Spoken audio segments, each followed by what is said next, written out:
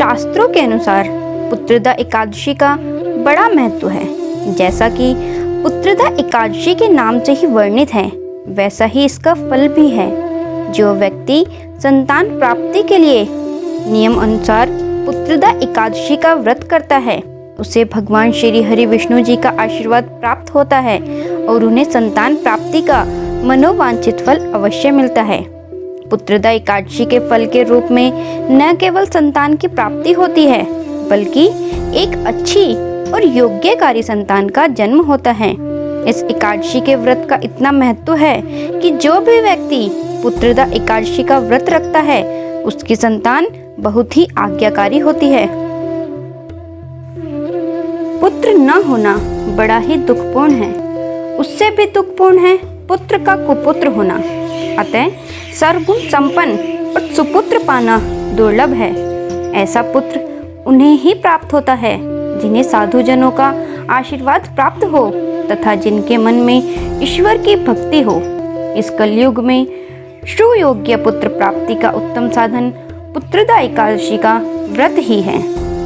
पुत्रदा एकादशी व्रत विधि। भगवान श्री कृष्ण ने युधिष्ठिर को इस व्रत की महिमा का वर्णन करते हुए बताया है कि इस व्रत के देवता श्री नारायण हैं। जो व्यक्ति संतान सुख की इच्छा रखता है, उसे पौष मास की शुक्ल पक्ष की एकादशी का व्रत रखना चाहिए। व्रत रखने वाले को दशमी के दिन लहसुन प्याज से रहित शुद्ध भोजन करना चाहिए। एकादशी के दिन प्रातः स्नान आदि से निवृत्त होकर श्री नारायण की भक्ति पूर्वक पूजा करनी चाहिए और दीपदान करना चाहिए। व्रत रखने वाले को दशमी के दिन से ही मन और वचन से ब्रह्मचर्य का पालन करते हुए भगवान का ध्यान करते हुए अपना काम करना चाहिए।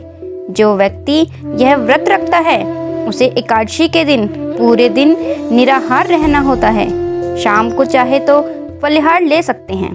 द्वादशी के दिन ब्राह्मण को भोजन करवाकर उनसे आशीर्वाद प्राप्त करने के बाद ही स्वयं भोजन करना चाहिए। द्वादशी के दिन भी सात्विक भोजन ग्रहण करें। इस प्रकार नियम पूर्वक जो लोग पुत्रदा एकादशी का व्रत करते हैं, उनका व्रत ही सफल होता है और उन्हें आज्ञाकारी संतान की प्राप्ति होती है। पुत्रदा एकादशी व्रत कथा। महाराज युधिष्ठिर ने पूछा, हे भगवान, अब कृपा करके यह बताइए कि पौष शुक्ल एकादशी का क्या नाम है, उसकी विधि क्या है और उसमें कौन से देवता का पूजन किया जाता है। भक्त वत्सल भगवान श्री कृष्ण बोले, हे राजन, इस एकादशी का नाम पुत्रदा एकादशी है। इसमें भी नारायण भगवान की पूजा की जाती है। इस चर और अचर संसार में पुत्रदा एकादशी के व्रत के समान दूसरा कोई व्रत नहीं है। इसके पुण्य से मनुष्य तपस्वी, विद्वान और लक्ष्मीवान होता है। इसकी मैं एक कथा कहता हूँ, सो तुम ध्यान पूर्वक सुनो। भद्रावती नामक नगरी में सुकेतुमान नाम का एक राजा राज्य करता था। उसके कोई पुत्र नहीं था।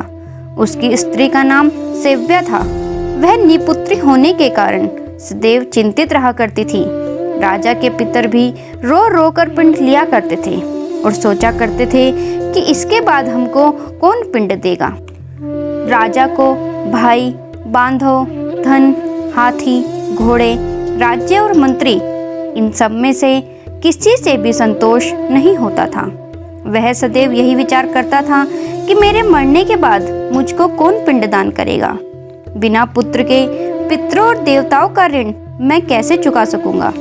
जिस घर में पुत्र ना हो, उस घर में सदैव अंधेरा ही रहता है। इसीलिए पुत्र उत्पत्ति के लिए प्रयत्न करना चाहिए। जिस मनुष्य ने पुत्र का मुख देखा है, वह धन्य है। उसको इस लोक में यश और परलोक में शांति मिलती है, अर्थात उनके दोनों लोक सुधर जाते हैं। पूर्व जन्म के कर्म से ही इस जन्म में पुत्र, धन आदि प्राप्त होते हैं। राजा इसी प्रकार रात दिन चिंता में लगा रहता था। एक समय तो राजा ने अपने शरीर को त्याग देने का निश्चय किया, परंतु आत्मघात को महान पाप समझकर उसने ऐसा नहीं किया। एक दिन राजा ऐसा ही विचार करता हुआ अपने घोड़े पर चढ़कर वन को चल दिया तथा पक्षियों और वृक्षों को देखने लगा। उसने देखा कि वन में मृग, व्याघ्र, सुअर, सिंह, बंदर, सर्प आदि सब भ्रमण कर रहे हैं। हाथी अपने बच्चों और हथिनियों के बीच घूम रहा है। इस वन में कहीं तो गीदड़ अपने कर्कश स्वर में बोल रहे हैं, कहीं उल्लू ध्वनि कर रहे हैं। वन के दृश्यों को देखकर राजा सोच विचार में लग गया। इसी प्रकार आधा दिन बीत गया। वह सोचने लगा कि मैंने कई यज्ञ किए, ब्राह्मणों को स्वादिष्ट भोजन से तृप्त किया, फिर भी मुझको दुख प्राप्त हुआ। क्यों?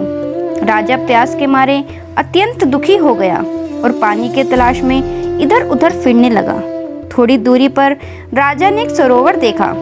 उस सरोवर में कमल खिले थे तथा सारस, हंस, मगरमच्छ आदि विहार कर रहे थे। उस सरोवर के चारों तरफ मुनियों के आश्रम बने हुए थे। उसी समय राजा के दाहिने अंग फड़कने लगे। राजा शुभ शकुन समझकर घोड़े से उतरकर मुनियों को दंडवत प्रणाम करके बैठ गया। राजा को देखकर मुनियों ने कहा, हे राजन, हम तुमसे अत्यंत प्रसन्न हैं। तुम्हारी क्या इच्छा है सो कहो। राजा ने पूछा, महाराज आप कौन हैं और किस लिए यहाँ आए हैं? कृपा करके बताइए।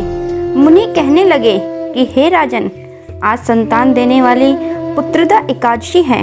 हम लोग विश्वदेव हैं और इस सरोवर में स्नान करने के लिए आए हैं। यह सुनकर राजा कहने लगा कि महाराज, मेरे भी कोई संतान नहीं है। यदि आप मुझ पर प्रसन्न हैं तो एक पुत्र का वरदान दीजिए। मुनि बोले, हे राजन, आज पुत्रदा एकादशी है। आप अवश्य ही इसका व्रत करें। भगवान की कृपा से अवश्य ही आपके घर में पुत्र होगा। मुनि के वचनों को सुनकर राजा ने उसी दिन एकादशी का व्रत किया और द्वादशी को उसका प्रायण किया। इसके पश्चात मुनियों को प्रणाम करके महल में वापस आ गया। कुछ समय बीतने के बाद रानी ने गर्भ धारण किया और 9 महीने के पश्चात उनके एक पुत्र पैदा हुआ। वह राजकुमार अत्यंत शूरवीर, यशस्वी और प्रजापालक हुआ। श्री कृष्ण बोले, हे राजन, पुत्र की प्राप्ति के लिए पुत्रदा एकादशी का व्रत करना चाहिए।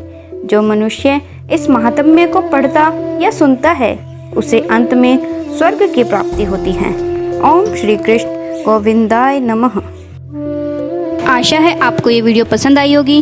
वीडियो पसंद आई है तो इसे लाइक करें, शेयर करें, कमेंट करें और चैनल को सब्सक्राइब करें। और हाँ, साथ में जो बेल आइकन है उसे भी प्रेस कर लीजिए ताकि कोई मेरी वीडियो मिस ना हो। धन्यवाद।